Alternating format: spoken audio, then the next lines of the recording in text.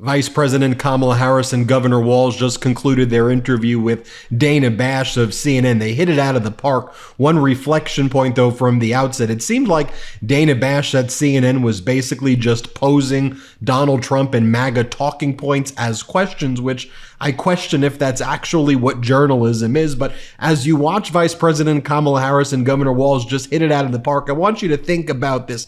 Would Donald Trump ever sit for an interview like this and not run away in the first 20 seconds? You know, we have a contrast point because Donald Trump was doing this so-called town hall in Wisconsin right around the same time, taking softball questions and whiffing. So I want to show you the contrast as well. But first, let's take you to the CNN interview of Vice President Kamala Harris and Governor Walz. Here, Dana Bash asks Vice President Kamala Harris to respond to Donald Trump's comments that she just turned black. Play this clip. I was a little bit surprised. People might be surprised to hear that you have never interacted with him, met him face to face. That's going to change soon. But what I want to ask you about is what he said last month. He suggested that you happened to turn black recently for political purposes, questioning a core part of your identity. Yeah. Any Same old tired playbook. Next question, please. That's it? That's it. Okay. Let's talk about And here Dana Bash asks Vice President Kamala Harris that if she has all of these ideas, why hasn't she implemented it over the past 3.5 years? Play this clip. So you have been vice president for 3.5 years. Yeah. The steps that you're talking about now, why haven't you done them already? Well, first of all, we had to recover as an economy, and we have done that. I'm very proud of the work that we have done that has brought inflation down to less than 3%. The work that we have done to cap the cost of insulin at $35 a month for seniors. Donald Trump said he was going to do a number of things, including allowing Medicare to negotiate drug prices. Never happened. We did it. So now, as I travel in the state of Georgia and around our country, the number of seniors that have benefited. I was in Nevada recently, a grandmother who showed me her receipts. And before we capped the cost of insulin for seniors at $35 a month, she was paying hundreds of dollars, up to thousands of dollars a month for her insulin. She's not doing that any longer. You maintain Bidenomics is a success. I maintain that when we do the work of bringing down prescription medication for the American people, including capping the cost of the annual cost of prescription medication for seniors at $2,000, when we do what we did in the first year of being in office to extend the child tax credit so that we cut child poverty in America by over 50%, when we do what we have done to invest in the American people and bringing manufacturing back to the United States so that we created over 800,000 new manufacturing jobs, bringing business back to America, what we have done to improve the supply chain so we're not relying on foreign governments to supply American families with their basic needs, I'll say that that's good work. There's more to do, but that's good work. Vice President Kamala Harris then addresses Dana Bash's question. Again, these are like Donald Trump talking points that people remember the Trump economy when there was COVID and people couldn't find toilet paper as good times. Watch Vice President Kamala Harris's response here. Let's play it. You talked about, you call it the opportunity economy. You are well aware that right now many Americans are struggling. There's a crisis of affordability. One of your campaign themes is we're not going back. But I wonder what you say to voters who do want to go back when it comes to the economy specifically, because their groceries were less expensive, housing was more affordable when Donald Trump was president. Well, let's start with the fact that when Joe Biden and I came in office, during the height of a pandemic, we saw over 10 million jobs were lost. People, literally, we were all tracking the numbers. Hundreds of people a day were dying because of COVID. The economy had crashed. In large part, all of that because of mismanagement by Donald Trump of that crisis. When we came in, our highest priority was to do what we could to rescue America. And today, we know that we have inflation at under 3%. A lot of our policies have led to the reality that America recovered faster than any wealthy nation around the world. But you are right. Prices, in particular for groceries, are still too high. The American people know it, I know it. which is why my agenda includes what we need to do to bring down the price of groceries. For example, dealing with an issue like price gouging, what we need to do to extend the child tax credit to help young families be able to take care of their children in their most formative years, what we need to do to bring down the cost of housing. My proposal includes what would be a tax credit of $25,000 for first-time home buyers, so they can just have enough to put a down payment on a home, which is part of the American dream and their aspiration, but do it in a way that allows them to actually get on the path to achieving that goal and that dream. Vice President Kamala Harris is asked if her views have changed and what she says to people who claims that she flip-flops on positions, which she doesn't. But again, as I said, it's Dana Bash basically regurgitating MAGA talking points in the form of questions. Play this clip. Generally speaking, how should voters look at some of the changes that you've made, that you've explained some of here in your policy? Is it because you have more experience now and you've learned more about the information? Is it because you were running for president in a Democratic primary? And should they feel comfortable and confident that what you're saying now is going to be your policy moving forward? Dana, I think the most important and most significant aspect of my policy perspective and decisions is my values have not changed. You mentioned the Green New Deal. I have always believed, and I have worked on it, that the climate crisis is real, that it is an urgent matter to which we should apply metrics that include holding ourselves to deadlines around time. We did that with the Inflation Reduction Act. We have set goals for the United States of America and by extension the globe around when we should meet certain standards for reduction of greenhouse gas emissions, as an example. That value has not changed. My value around what we need to do to secure our border, that value has not changed. I spent 2 terms as the Attorney General of California prosecuting transnational criminal organizations, violations of American laws regarding the illegal passage of guns, drugs, and human beings across our border. My values have not changed. Next, Vice President Kamala Harris responds to Dana Bash's questions about President Biden leaving and not seeking re-election. Play this clip. And did he offer to endorse you right away, or did you ask for it?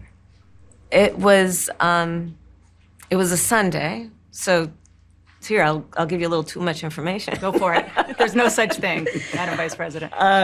My family was staying with us, and including my baby nieces, and we had just had pancakes and, Auntie, can I have more bacon? Yes, I'll make you more bacon. And then we were sitting down to do a puzzle.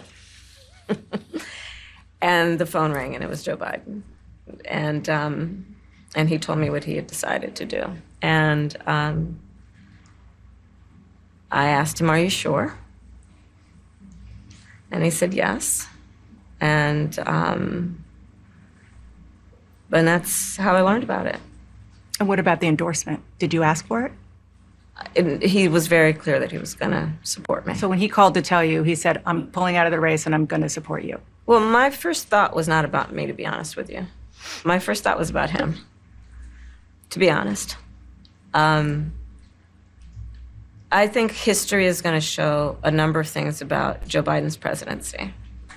I think history is going to show that in so many ways it was transformative, be it on what we have accomplished around finally investing in America's infrastructure, investing in new economies, in new industries, what we have done to bring our allies back together and have confidence in who we are as America and grow that alliance, what we have done to stand true to our principles, including one of the most important international rules and norms, which is the importance of sovereignty and territorial integrity.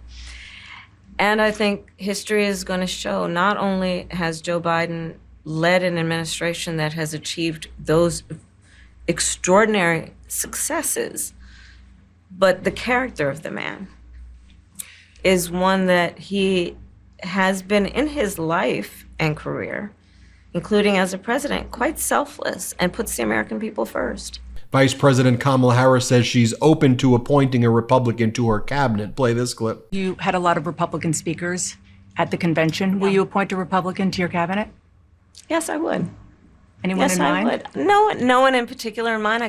We got 68 days to go with this election, so I'm not putting the cart before the horse. But I would. I think it's really important. I have spent my career inviting diversity of opinion. I think it's important to have people at the table when some of the most important decisions are being made that have different views, different experiences. And I think it would be to the benefit of the American public to have a member of my cabinet who was a Republican. Vice President Kamala Harris then addresses the border. Play this clip. Just one other question about something that you said in 2019 when you first ran.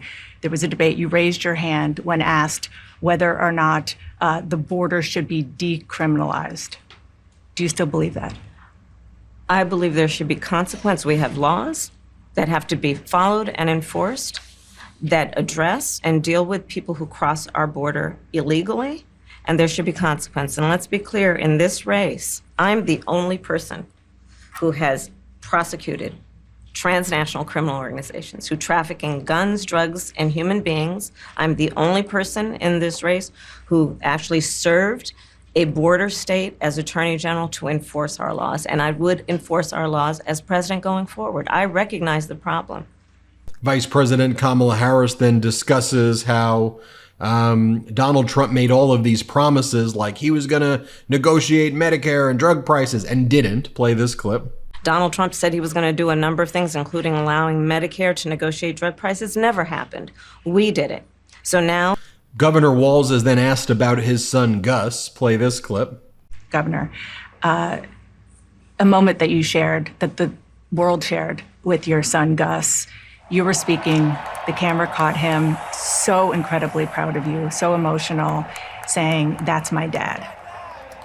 Yeah, I don't know as a father I could have ever imagined that. I'm grateful for so many reasons to be on this ticket, but that moment, to understand what was really important, to have my son feel a sense of pride in me, that I was trying to do the right thing. And it was, you try and protect your kids, it brings notoriety and things, but it was just such a visceral, emotional moment that I'm grateful I got to experience it, and I'm so proud of him. I'm proud of him. I'm proud of Hope. I'm proud of Gwen. She's a wonderful mother, and these are great kids. And I think the one thing is, talking about the era we're in, is our politics can be better. It can be different. We can show some of these things, and we can have families involved in this. And I hope that I hope people felt that out there, and I hope they hug their kids a little tighter, because you just never know, and life can be kind of hard. And last, Governor Walz is then asked a MAGA talking point about whether or not he actually served in the battlefield,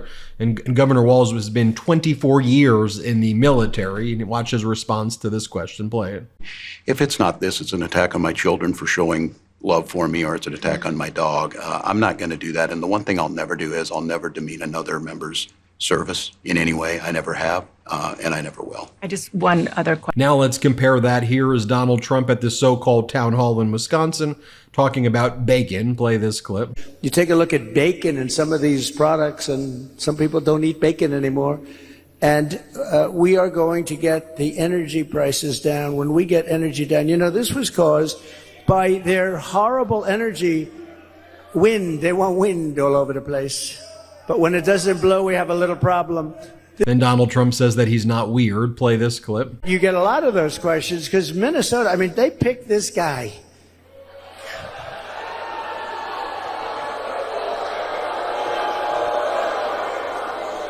He is weird. Huh? He's weird. I'm not weird. He's weird.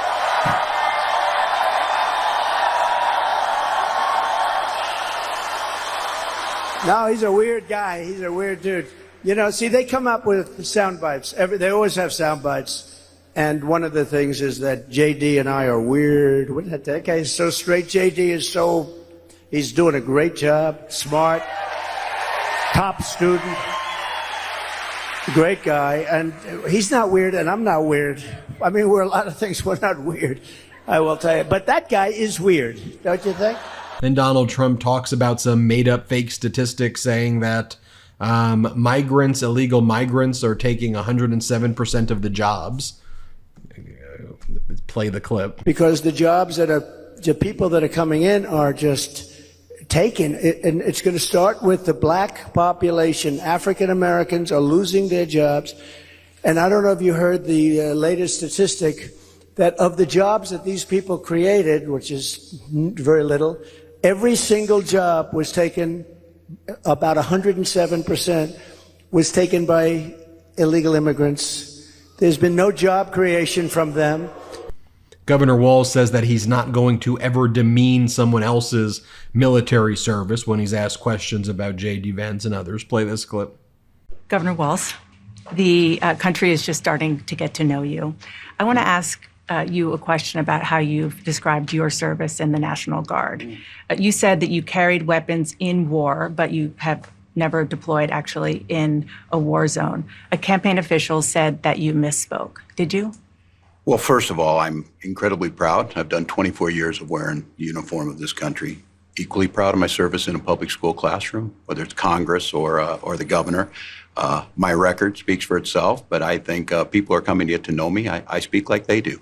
I speak candidly. I wear my emotions on my sleeves, and I speak especially passionately about our children being shot in schools and around guns. So I think people know me. They know who I am. They know where my heart is. And again, my record has been out there for over 40 years to speak for itself.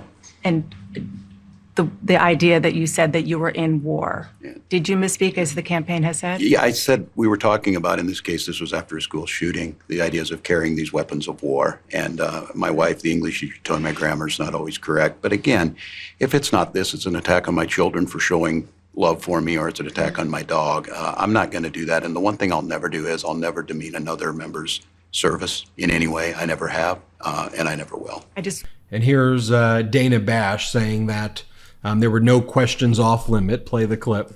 Dana Bash, and this is a state very much up for grabs. In between a whirlwind series of stops, I sat down with the Democratic candidate for president and her running mate today at Kim's Cafe here in Savannah. Inside, nothing was off the table, and you will see our interview in its entirety. And then CNN went to a panel that basically told people what it is that they saw, but tried to rephrase it in their own way. I'm not going to show you any of the panel. I want you to take a look and make the decision for yourself about what you think about that. Compare Vice President Kamala Harris's responses to what Donald Trump was saying, and ask yourself, do you think Donald Trump would ever sit for an interview like that? Ever? Now he goes to his safe spaces on Hannity where they go, oh, you're such a funny guy. Oh, how do you do things so well? And it's just kind of propaganda. I mean, here Dana Bash gave a interview where she used MAGA talking points, and I thought Vice President Kamala Harris did what you just saw. I think she did a great job, but you could judge for yourself. Hit subscribe. I want to get to 4 million subscribers together. Thanks for watching. Real quick, Meta just changed their algorithm to suppress political content. Please follow our Instagram at MeidasTouch right now as we head towards 400,000 followers so you don't miss a beat.